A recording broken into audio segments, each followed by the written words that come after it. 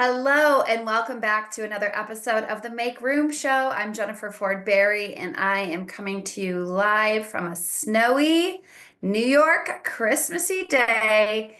And we are about a week out from Christmas, so I hope this episode finds you with most of your to-do list done. I hope you're enjoying the season with your family and your friends, and you're feeling good, and you're healthy, and you're happy, and you're excited about next week. I know I am. So excited. Our son is currently home from college. Our daughter will be flying in this Sunday, and then it is time to enjoy every single second. I am not only excited about Christmas, today is a huge, huge episode for me.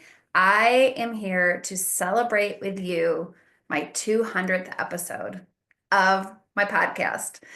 It's so funny because it's a very crazy time of year, and I could have just let this like benchmark slide by and say, oh, I don't have time to do this show. But I thought it was really important to take time from this busy season and just reflect back on this journey of being a podcast host. I think it'll be interesting for any of you that have ever considered podcasting, but also if you've been a fan of the show for a while, we can kind of go back down memory lane. I'm going to share with you the highs and the lows of the podcast, the big changes, what I've learned from it, some of my favorite episodes.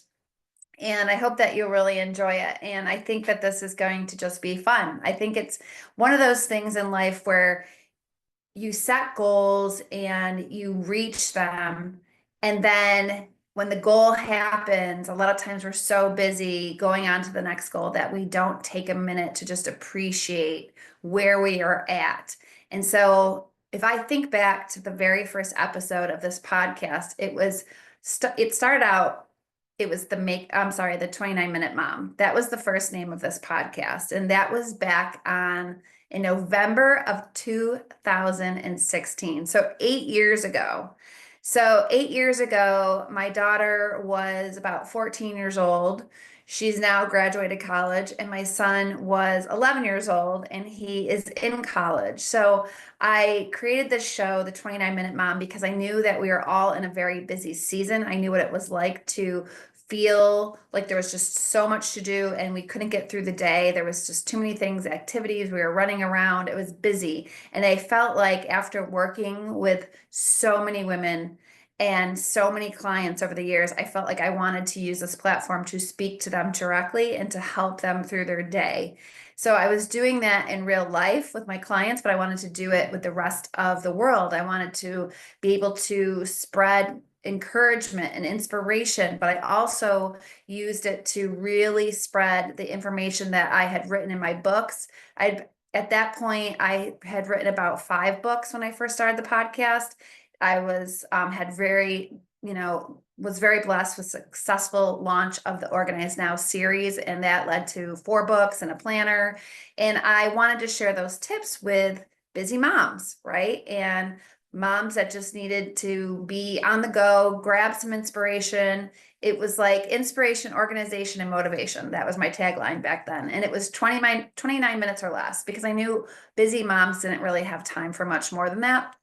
And it was so fun. Like I think back at those early days and I got to have some awesome guests on. I had some celebrities, some real housewives. I had the Bachelorette from Bachelorette Nation, Trista. I had so many authors, and it was just a great way to connect with people. It was easy to do. I could do it from home as a busy mom.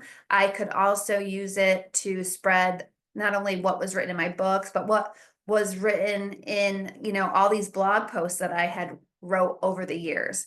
And as it, grew, the podcast grew and grew, I started to, it was funny because back then we just did audio, right? Now we do video. Even the social media was different. Now we can easily, with a click of a button, get a AI clip that will help spread the information to all sorts of social media platforms. We can get it's actually easier, right? It's so much easier to podcast now than it was 8 years ago. It's been like a magical button that they've created, because so many of us are podcasting, that now you can use these software tools and apps, and with a click of a button you can get the notes for your podcast summarized, you can get transcripts written, you can get posts to share, clips to share, you can get highlight reels. There's just so many things that have happened that we didn't have back in 2016. I felt like podcasting was fairly new back then, 8 years ago, and now everybody's talking about it. I also feel like the equipment that we used has really changed the way that we can do intros and outros and advertisements, all the back end stuff. I will always be grateful that I did the podcast, just because it helped me learn so much with, just, I think that's one of my favorite parts of being an entrepreneur, is all the computer things I have learned on the back end of being in business, and podcasting was one of them. I'm very happy to say I know how to run a podcast. I know the back side of it. I know everything about it now because I was so invested in learning. And I also think that podcasting's crazy because you're in your office or your home by yourself. Most podcasters these days aren't in a fancy studio. They're even the big name podcasters. A lot of them are in a studio office in their own home. And that's the beauty of it, because you can share so much knowledge and wisdom with the world just from your computer. And that's one of the things I've loved the most about it. So all these books that I had written about organization, I started to break them down into different episodes. We did challenges, we did tips and resources. And then I also got to help a lot of other authors promote their books. And that has been so fun. Just even the after the show, like behind the scenes, having chats, encouraging new authors, talking with other seasoned authors has been such a gift to me, because I am not friends with tons of authors in my everyday life. I really think now I have more friends that are authors because of the show. I have made so many friends and acquaintances, and it really has helped, because when you're an entrepreneur, a lot of times you work alone, and this podcast has helped me to establish a network of people and get into people's lives that I may not have met. And for that, I'll always be grateful. There's some people that started as a guest on my show and are now one of my closest friends in the world. It's crazy. I've been also able to help or promote people that I actually am friends with in real life. That has been interesting. It's also funny because there's hard days with podcasting. You feel like first of all, let me just say this. It's a lot of work. It is a shit ton of work to be a podcast host. And you just have to take it seriously. It's like writing books. You're writing books alone, I feel like, and then you have to help promote these books and get them out in the world. And you're just like, will anybody love my content? Will anyone need this wisdom and insight I have from the career that I have built? And with podcasting, it's the same. There's days where you feel like, is it worth it? Is anybody listening? And I'll tell you, being totally transparent, every single time I've had maybe a doubt in my mind where I should stop the show and not continue podcasting, that's the day or the next day where I will get another email or a text, and someone says to me, hey, I love your show so much, or thank you for publishing that episode number, blah, blah, blah, or I just listened to your show and it was exactly what I needed to hear today. That little bit of encouragement is what has always kept me going and reminded me that, yes, even if one person benefits from the show, it's important, right? It's important to share what we know with other people. And I think when I first started, I was really more into being a professional organizer. And over 8 years, I kind of expanded into more of life coaching, just because my clients were needing more things. What starts out like just clutter in your home, driving you nuts and making you feel overwhelmed, can turn into, okay, let's get this space organized, this physical space. And now let's deal with the internal clutter, and let's deal with the mental clutter, and then the spiritual clutter. And like, hey, now you're doing so well. Let's get an exercise plan going for you. Let's have healthy habits implemented into your life, or let's start coaching you on how to start a business. Here's some steps. Let's have accountability for you creating the life that you want. What is the vision for your life? What is your purpose? All those things developed into for me, going from professional organizer to now life coach, creating courses. I don't even think I had any courses when I first started this podcast. And now I have so many programs and coaches on my website. I'm sorry, programs and courses on my website. It's just really evolved. And it's funny because if you have a dream or a wish, and I say this to people all the time. I actually will say this. It makes me laugh because yesterday I was in this is just a side story. I was in Lowe's designing a kitchen for one of my clients. And I was talking to this young man who's in college, and we just kind of were talking, and he was asking me questions. And I said, if he was like trying to figure out what he should do with his life and where he should go. And remember talking to him and saying, the bottom line is if you decide what you want to do with your life and you just say yes and step into something and be willing and open to expand that to whatever it could be, you could formulate a crazy career that you never even saw coming. And for me, that was true because I never said I want to be a professional organizer when I grew up. I never said I wanted to be an author. I never said I wanted to be a podcast host. I never said I wanted to be a coach for women. It just kept happening. The one little yes to going out and leaving corporate America and starting my own business over 22 years ago kept snowballing into these other opportunities. And as I went and learned skills, my mind expanded to other possibilities. And then I would be curious and I'd say, hey, well, maybe I could write a book. Maybe I could start this business. Maybe I could host a podcast. Why not? And if I don't know what I'm doing, I'll learn as I go. And if I fail, I'll get back up and persevere. And the biggest thing is I'll work circles around anybody else if that's what it takes. And that's what I told that. Yeah, as I said, if you can work circles around anybody else, you can make anything happen. And so I think that's one thing that's been really interesting about this podcast is that I didn't really know what I was doing when I started, and that's okay. You don't have to have all the answers. A lot of trial and error, a lot of mentoring, asking other people that have already gone before me. That's why I love coaching. If I want to learn something in my own life, I go to a coach. People that use me as their coach, they're wanting to know something that I already know. That's the beauty of it.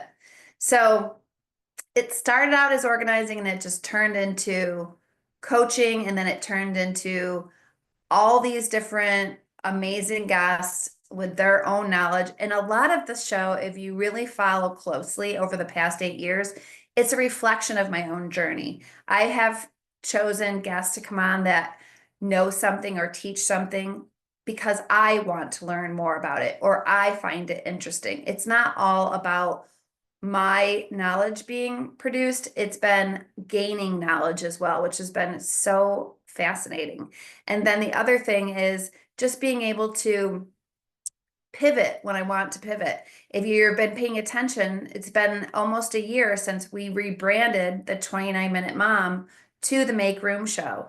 And the reason why I did that is I just felt like I outgrew the name, the 29-Minute Mom. I think it represented who I was when I was busy raising my kids. And then when my youngest went off to college, I was kind of, if you go back and listen to those episodes around this time last year, you can hear what I've gone through as far as letting, my kids go far away for college, being an empty nester, or what I like to call as an open nester, and really finding who I am without children in the house every single day. And I just wanted to have the show represent who I am as a person right now and have you come along on that journey with me because I felt like this is tough. Like back then, a year ago, going from the busyness of the everyday mothering to the empty nest, it was like, I wonder what other moms out there are doing right now. I wonder how they're dealing with this. I want to talk to people now. I want to talk about menopause. I never thought I would say that, 8 years ago, but it's interesting to me. I want to talk about more health and wellness. I want to talk about spirituality. I want to talk about parenting, but I want to talk about parenting young adults.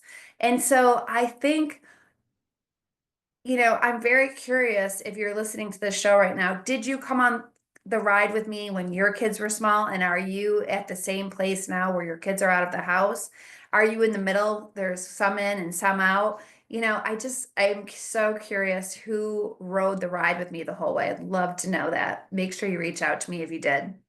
And so I think that it's just this whole show has grown with me. So I wanted to kind of go back through a few of my favorite, or not even favorite, but like the things that stick out to me as I think back on the past 8 years.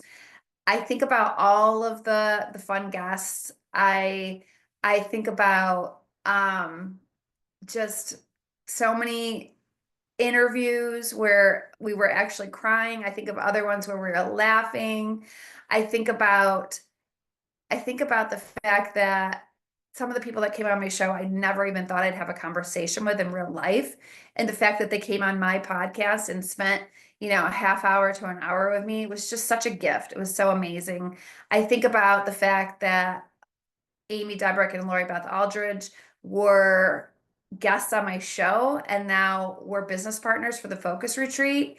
We talk almost every single day. I just think it's so funny to go back and think about it. I think about the shows during COVID where we were all afraid of being canceled with cancel culture, and I did some very controversial episodes where I worried that I would get my show, canceled the next morning. I had to be brave. I had to do what I thought was right. I brought guests on that had knowledge, inside scoop about the healthcare system during COVID. And it was some of the top rank episodes of the entire podcast, just for saying, you know what, I feel in my gut this is the right thing to bring to the world. I feel like I've had everything from Christian authors and ministers to people that have talked about psychedelics and people that are just plain spiritual to, maybe don't even believe it all. I've been open-minded to the people that have come on the show. I've followed my heart when I've been asked. I get, publicists reach out to me every week and ask for their clients to be on my show. And I won't say yes unless I feel like it's a good fit for you, the audience. If I feel like it's something that you would enjoy. I remember doing the introduction and the reveal of my latest book, Make Room. I think that was like October, maybe 23. And I remember being so excited about putting that new book out. I had my kids on the show talking about what it was like to go to college. And recently I did an episode with one of my best friends, Amy Wheaton, announcing the reveal of our new business, which again, another evolvement of that snowball that just keeps growing, now getting into design work and establishing design/organization together. So it's not just it's not just beautiful, but it's also functional. We did that one on the Elevated Escapes episode. Oh, geez. I'm just trying to think through which ones I also enjoyed. I wanted to pull up to maybe I'll do that real quick. The top 10 episodes of all the entire 8 years as far as the rankings and the analytics go, because that's been really interesting. One of them I remember is an episode I did about being a baseball mom. And, if you remember that, I was really involved with traveling for my son to get recruited for baseball in college. And we were all over the place. And you had to be really organized for it. And I shared what I've learned about being a travel baseball mom for years and years. And it was one of the top ranked episodes. And to me, what's beautiful about that, and I'm going to pull this up right now. What's beautiful about that to me is that as moms, we're all looking for the answers, right? So just as an example, if you were a traveling baseball mom and you were wanting to know, like, what are the things that she packs for every trip and how does she stay organized? All of a sudden it hit me one day. This is something that other moms need to learn. And so I remember doing that episode thinking hopefully it resonates with some, and it's one of the top 10. I was looking at it this morning. Okay, here it is. These are the top 10 episodes of all time. How to Navigate Grief with Krista St. Germain. Amazon safety issues your family needs to know. That was crazy what I learned in that episode. She actually wrote a book about it. And it just taught us, like, with this new world of using Amazon every single day, we have to be careful. And she spelled it out for us as moms. How can we make sure our family's safe? That was amazing. Number 3 episode is the organizing tips for the baseball mom. 4 was the healthcare worker fired for reporting side effects with whistleblower Deborah Conrad, one of the most interesting and explosive episodes I've ever produced. 5 was Raising Mentally Healthy Kids with Michelle Neert, great author, awesome. Number 6 is How to Create Your Family Mission Statement. 7 is a life coaching session with Amberly Devers, which I still am friends with Amberly to this day. Love her. She actually was one of my coaches because of that show. 8 was COVID vaccine updates with Dr. Amy Trammell. 9 was How to Organize Your Bathroom. And 10 was Stop Making Excuses and Start Making Progress.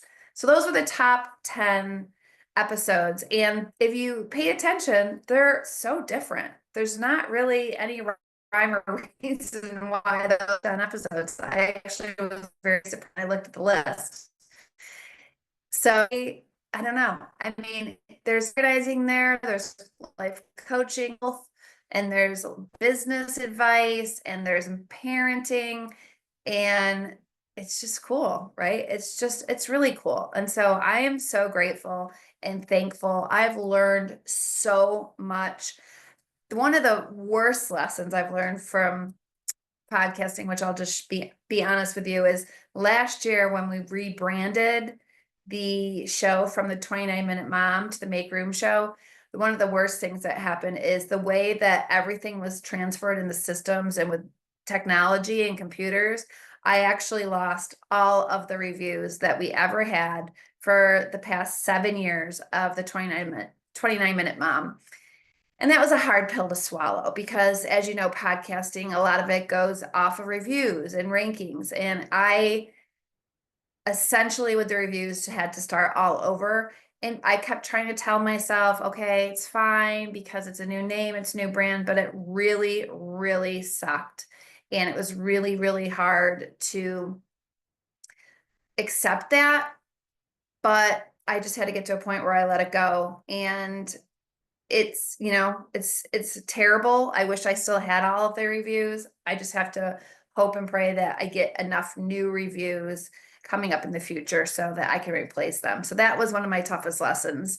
And the other thing that's very interesting to me is just like when I wrote my first book, I talk to people all the time that want to write a book, and I always say this, it's like on repeat at this point, that when I became an author, the world was, there wasn't as many digital, as many published authors.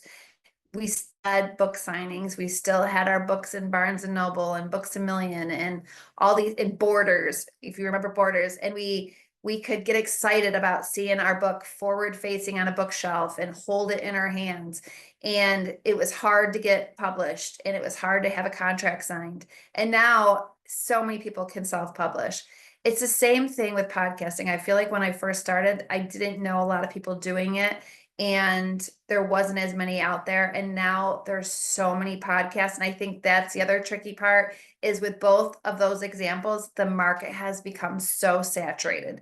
And so as an entrepreneur, as somebody in this role, I'm constantly trying to figure out how to take it to the next level, how to keep your head above water with all the competition, how to stand out with the competition. That is the hard part. From the beginning of my journey in business to today, the one thing that is always a challenge is the new ways of marketing, the new ways of promoting and advertising. I had a marketing degree back in the 90s. That doesn't even apply anymore. You have to constantly learn the new ways.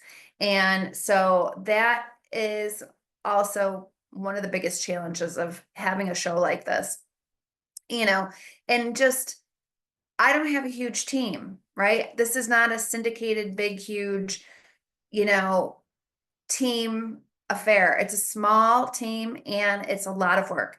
So I want to say from the bottom of my heart to you listening today, thank you, thank you, thank you so much for coming on this journey with me, for being here every week to listen. If you didn't 8 years ago and you started a couple months, or this is the first show you've ever listened to, thank you for tuning in.